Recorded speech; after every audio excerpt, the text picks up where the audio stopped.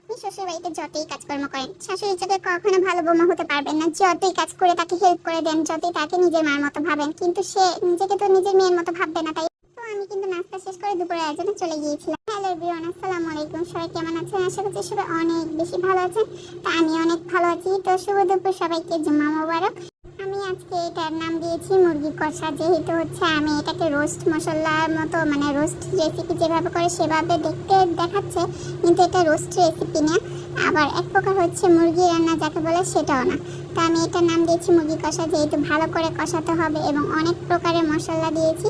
যদি আপনারা এই ভিডিওটি দেখতে চান, নেক্সট কোনো ভিডিওতে আমি আপনাদের সাথে এটা শেয়ার করবো, যেহেতু আজকের ভিডিওটি আমি স্কিপ করে করে মানে হচ্ছে কয়েকটা ক্লিপ নিয়েছি, যার জন্য আপনাদের সাথে শেয়ার করলাম। তো যেহেতু শুক্রবার, যদি আজকে ভালো মন্দ না হয় তাহলে চলে, আর এমনিতে আমাদের বাসার মধ্যে হচ্ছে বেশিরভাগই মাছ মুরগি এসবই চলে। তো আমি হচ্ছে আজকে আমার মতো করে আমি রান্না করছি। তো তো কালারটা কিন্তু মাশাআল্লাহ অনেক সুন্দর আসছে, এটাই হচ্ছে আমার ফাইনাল লুক। তো আমি এখানে হচ্ছে সবার শেষে যখন ভালো মতো হয়ে যাবে তখন এটার উপরে দুধ দিয়ে দিব। আসলে সবসময় এক প্রকার না রান্না করতে ভালো লাগে না, আর এক প্রকারের রান্না আছে যেটা সবসময় হলুদ মরিচ দিয়ে আমরা করে থাকি, ওই রান্নাটা সবসময় ভালো লাগে না। তো মাঝে মধ্যে ভিন্ন স্টাইলে রান্না করলে কিন্তু বন্ধুরা অনেক জমে যায়, তাই না? তো আমার মুরগির রান্নাটা কেমন হয়েছে অবশ্যই সবাই জানাবেন। তো আজকের ভিডিওটি এ পর্যন্তই।